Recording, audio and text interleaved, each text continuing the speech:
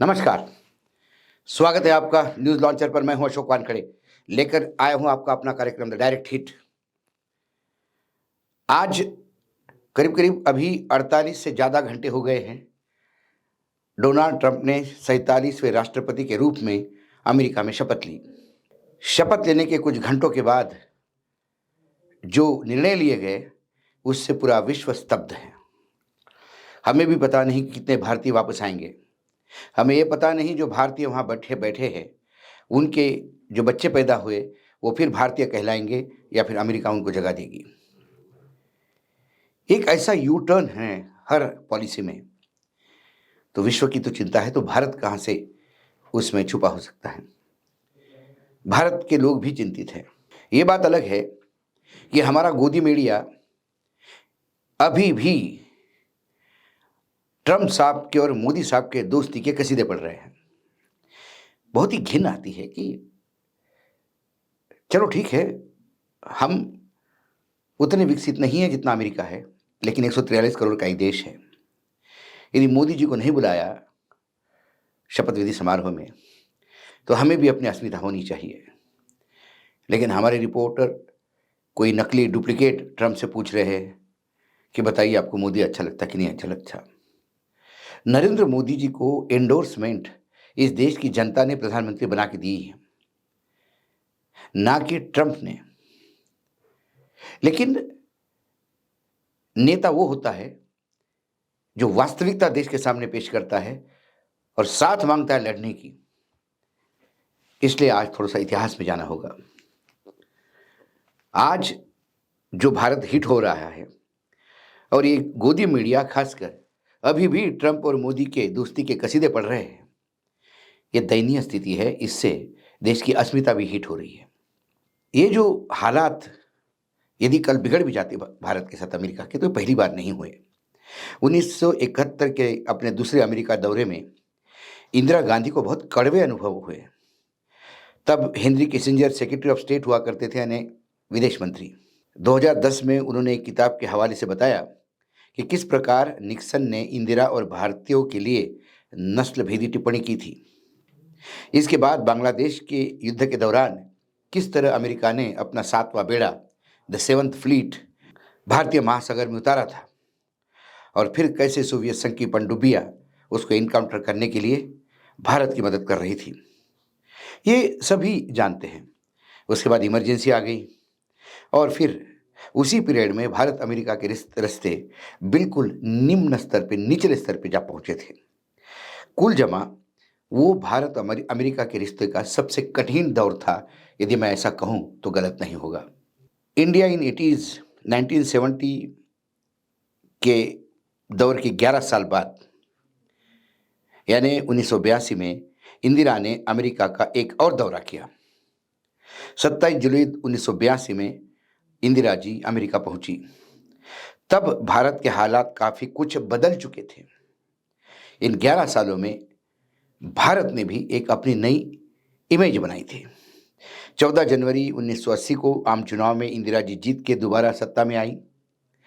उसके अगले साल यानी 1981 में दूरदर्शन में पहली बार टेस्ट की तौर पर कलर टेलीकास्ट शुरू किया। रंगीन टेलीविज़न का ज़माना आ गया। इसी साल इन्फोसिस की स्थापना हुई और उसके साथ आईटी बूम की नींव रची गई। हजारों संख्या में, लाखों की तादाद में सॉफ्टवेयर इंजीनियर अमेरिका गए।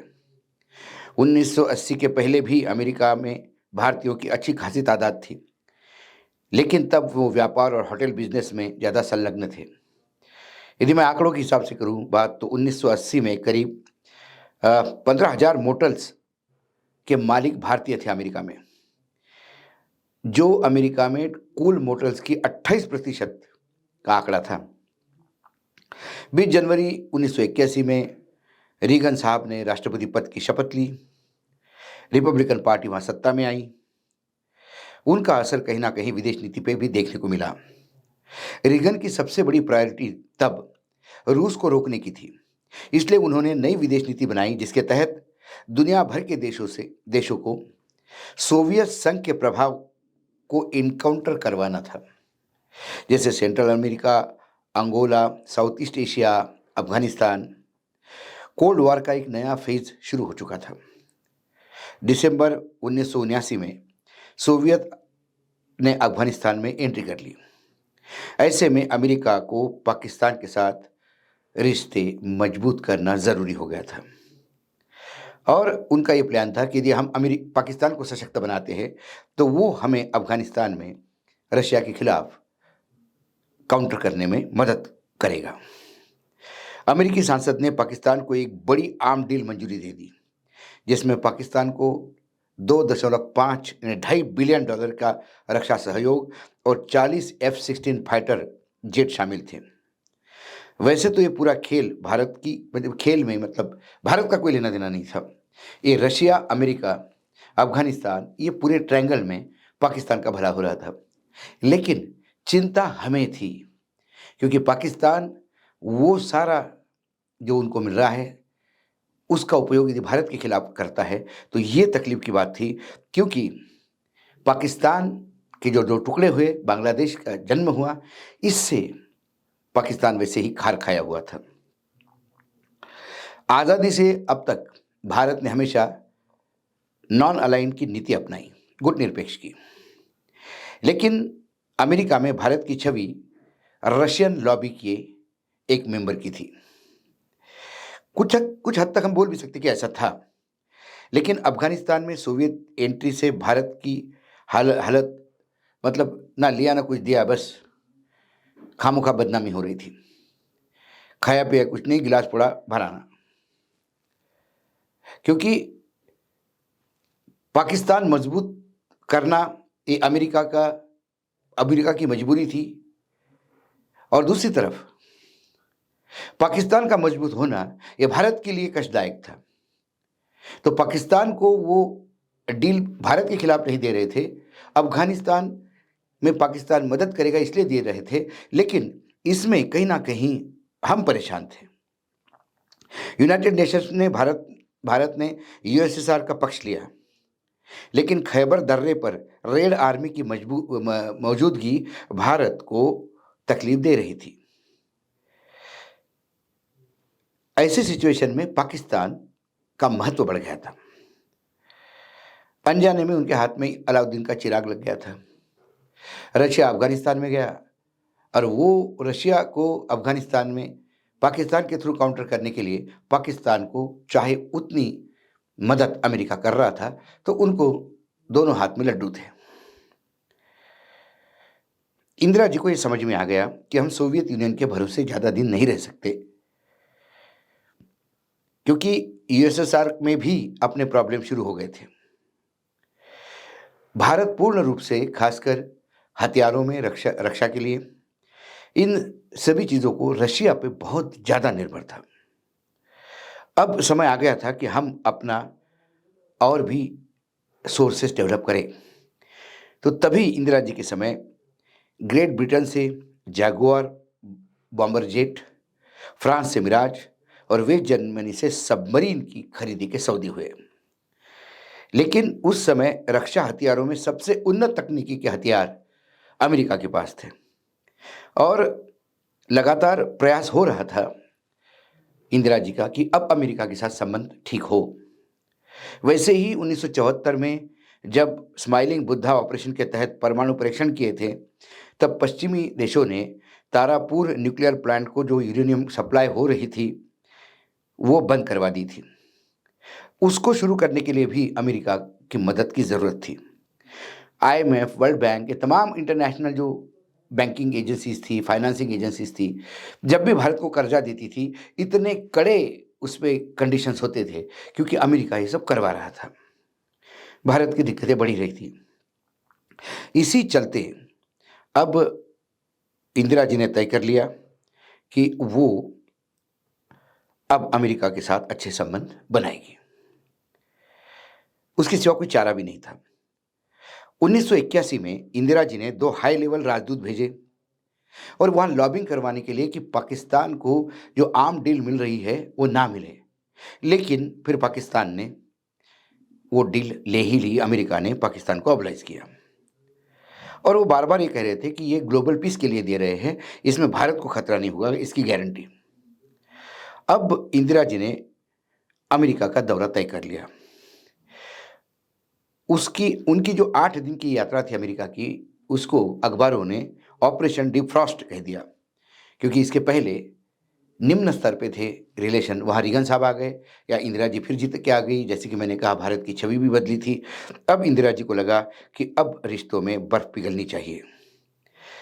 जब इंदिरा जी 1971 में गई थी तो उन्हें घमंडी कम्युनिस्ट महिला के नाम से वहाँ का मीडिया बोल रहा था। लेकिन अब ये नई इंदिरा जी एयरपोर्ट पे उतरी, राष्ट्रपति रीगन ने उनका स्वागत किया गर्मजोशी से। उनके लिए व्हाइट हाउस में एक डिनर रखवाया।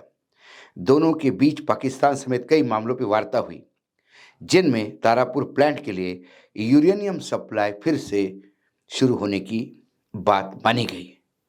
और तारापुर प्लांट के लिए न्यूक्लियर फ्यूल जो होता है वो फ्रांस सप्लाई करेगा, ये उस प्रेस कॉन्फ्रेंस में अनाउंस हो गया। रीगन के और इंदिरा जी की जो मीटिंग हुई थी उसका एक वीडियो आप देख लीजिए तो आपको बॉडी लैंग्वेज समझ में आएगी। जो व्हाइट हाउस में से बाइकआउट करके प्रेस कॉन्फ्रेंस इंदिरा जी 1971 में निकल आई थी, क्योंकि वो नस्ल भेदी की एक टिप्पणी सुनकर वो सहन नहीं कर पाई। वो इंदिरा जी को छोड़ने गाड़ी में बिठाने के लिए खुद अमेरिका के राष्ट्रपति आए थे। ये महत्वपूर्ण इसलिए है क्योंकि हम कहाँ से कहाँ आ गए, ये एक रेंज था। वहाँ उन्होंने पूछा, बार बार अमेरिका का मीडिया एक सवाल पूछ रहा था कि आप किस लिए आई है अमेरिका। तो उन्होंने बहुत ही सिंपल जवाब दिया, मुझे राष्ट्रपति रीगन ने आने का न्योता दिया, मुझे लगा न्योता को स्वीकार ना करना अशिष्टता होगी। उन्होंने फिर आगे मीडिया से बात करते हुए कहा कि मैं एक मिसकंसेप्शन दूर करना चाहती हूँ। भारत हमेशा कुछ ना कुछ मांगता रहता है, ये जो आपका सोच है ये गलत है। हमारे पास देने के लिए भी बहुत कुछ है। भारत एक बड़ा बाजार है और हम अमेरिकन कंपनियों को वहाँ निवेश के लिए आमंत्रित करते हैं। एक मिथ और भी है कि भारत सोवियत के कैंप में है। हाँ, हमारी उनसे दोस्ती है, पर हम किसी कैंप में नहीं हैं।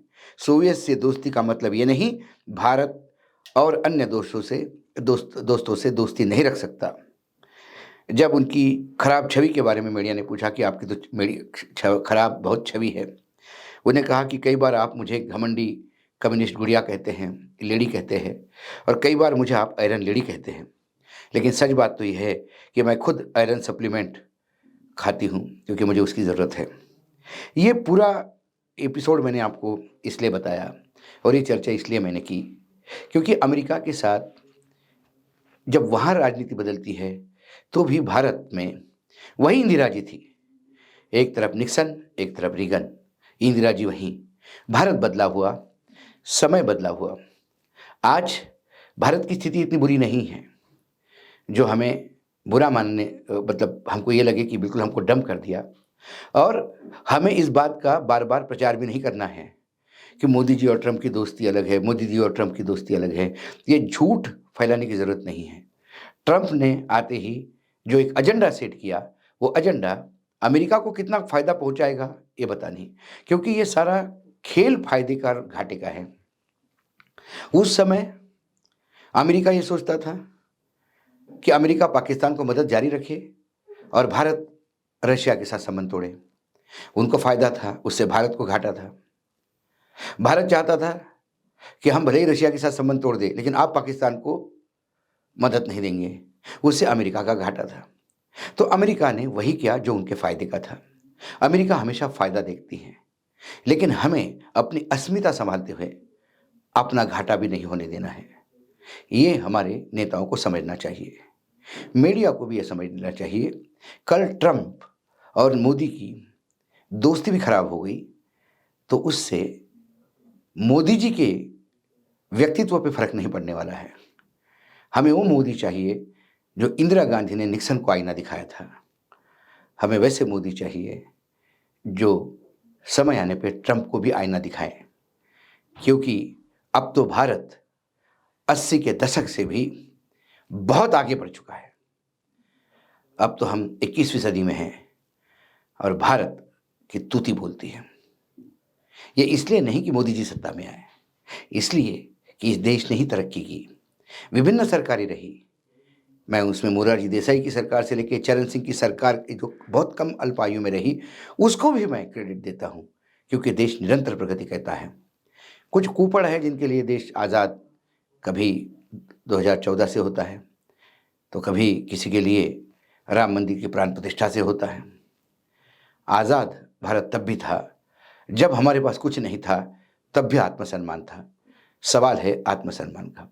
जो गोदी मीडिया के इन फालतू प्रचार से या कुप्रचार से या अति उत्साही होकर जो बोले जा रहा है, उससे कहीं ना कहीं हिट होता दिखाई दे रहा है। आज डायरेक्ट हिट में इतना ही। कल फिर आता हूँ किसी विषय के साथ। तब तक के लिए नमस्कार। देखते रहिएगा न्यूज़ लॉन्चर।